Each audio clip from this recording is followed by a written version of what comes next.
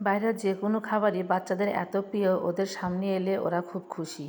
তো হচ্ছে সকালবেলা যেহেতু আমার ঘুম থেকে উঠতে অনেকটাই দেরি হয়ে গেছে, কারণ একটাই, সারা রাত টুপটুপ করে বৃষ্টি পড়েছে আর সকালবেলাও একই অবস্থা। তো আমি বুঝতেই পারিনি যে সকাল হয়ে গেছে, আমি ভাবছি এখনও হয়তো ভোরবেলা। তো যাই হোক, এই ভেবে ভেবে ঘুমাচ্ছিলাম আর অনেকটা বেলায় হয়ে গেছে উঠতে, আর কাজকর্ম করতেও তো অনেক দেরি হয়ে গেছে, যার জন্য ভাতটা রান্নাই করতে পারলাম না। তারপরেও বলেছি যে ভাত রান্না করব, কিন্তু ওই তো ওরা হচ্ছে এমনিতেই বাইরে খাবার পছন্দ করে, তার মধ্যে হচ্ছে দেখেছে যে অনেকটা বেলা হয়ে গেছে, একটা সুযোগ পেয়েছে। তো যাই হোক, ওদের জন্য একটুখানি পরোটা ডাল নিয়ে এসে দেওয়া হয়েছে। তো ওরা দুইভাবে হচ্ছে পরোটা ডাল খাচ্ছে।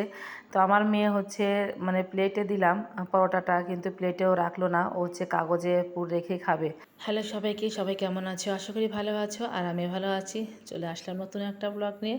তো আশা করি পুরো ব্লগটা আমার সাথেই থাকবে। তো এই তো দুপুরবেলা সব কিছু একদম কেটে কুটে নিয়েছি। তো এখানে পেঁয়াজ কেটে নিয়েছি, তারপর হচ্ছে রসুন, কাঁচামরিচ, পেঁপে, আলু, আর এগুলো দেখেই বুঝতে পারছো কী রান্না বান্না করবো। আর এখানে হচ্ছে সবজি কেটে নিয়েছি, আর ওখানে মসুরের ডাল একটুখানি ভিজে রেখেছি, কারণ মসুর ডাল দিয়ে সবজি রান্না করব। তো সব কিছু কেটে কুটে গুছিয়ে নিয়ে তারপর হচ্ছে বাটা ঘষা করব। তো বাটা বলতে শুধু আদা, জিরা আর ধনিয়া বাটা করব, আর কোনো কিছুই বাটা করব না। তো যাই হোক, জিরা নিয়েছি, এখন হচ্ছে আদাগুলো একটু থেতো করে নিয়ে তারপরে হচ্ছে সুন্দর করে বেটে নেব।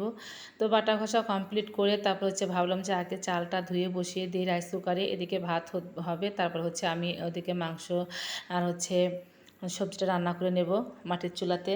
তো রাইস কুকারে ভাতটা বসিয়ে দেওয়ার জন্য চালগুলো সুন্দর করে কষলে কষলে ধুয়ে নিচ্ছিলাম, যেহেতু চালগুলো একটু এখন পুরাতন হচ্ছে, ওই জন্য একটু ভালোভাবে ধুতে হয়, তা না হলে কেমন জানি একটু অপরিষ্কার, ঘোলা ঘোলা জল বের হতেই থাকে। তো যাই হোক, চালগুলো অনেক সুন্দর করে ধুয়ে পরিষ্কার করে তারপর হচ্ছে রাইস কুকারে দিয়ে দিলাম।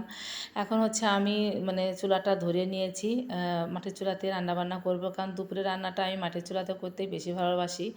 কারণ যেহেতু একটু ভারী রান্না, আর মাটির চুলা রান্না করতে আমার বেশ ভালো লাগে। আর ওর বাবা হচ্ছে খুব পছন্দ করে, আগে আমার শ্বশুরমশাইও খুব পছন্দ করতেন মাটির চুলা রান্না, তিনি কখনোই গ্যাসের চুলা রান্না খেতে চাইতেন না।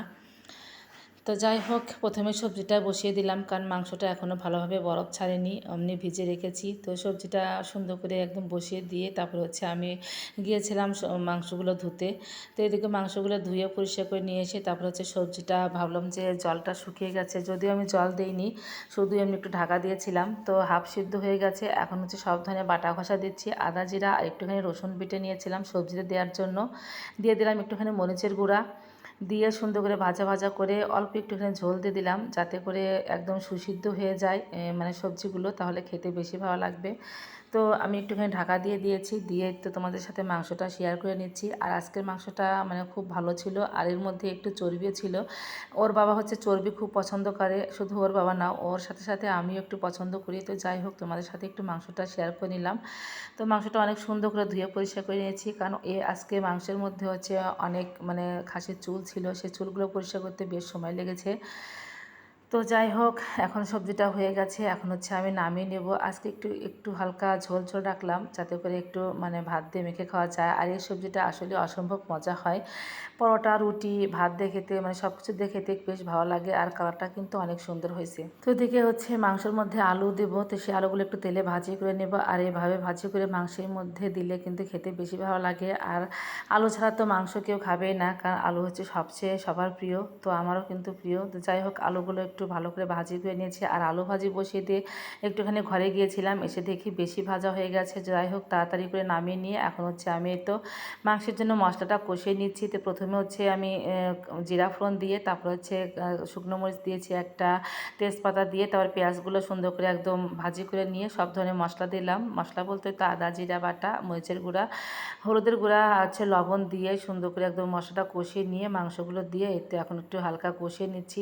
ঢেকে দিয়েছিলাম, যেহেতু আমি জল দিইনি, এমনিতে একটু ঢেকে দিয়েছিলাম, যাতে করে একটু ভালো লাগে আর কি, একটা সুন্দর ফ্লেভার বাড়ায়।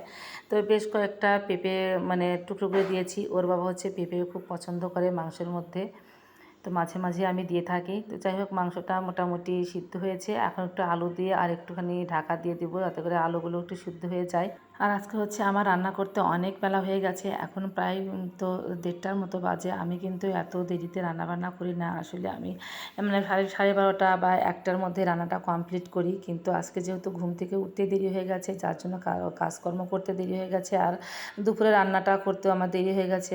আর এই তো হচ্ছে সমস্যা, মানে একটু যদি একদিন এদিক ওদিক হয় তাহলে দেখা যায় রান্নাবান্নাটা অনেকটাই দেরি হয়ে যায়। কেমন জানি বেশি দেরি হয়ে গেলে আমার রান্নাবান্না করতে মোটেই ভালো লাগে না, কেমন জানি মনে হয় যে হয়তোবা দুপুরে খাবার আজকে খেতে অনেক বেলা হয়ে যাবে। আসলে কিন্তু তা নয়, এমনিতেই সকাল সকাল রান্না করে দেখা যায় অনেক দিন খেতে খেতে কিন্তু অনেকটাই বেলা হয়ে যায়।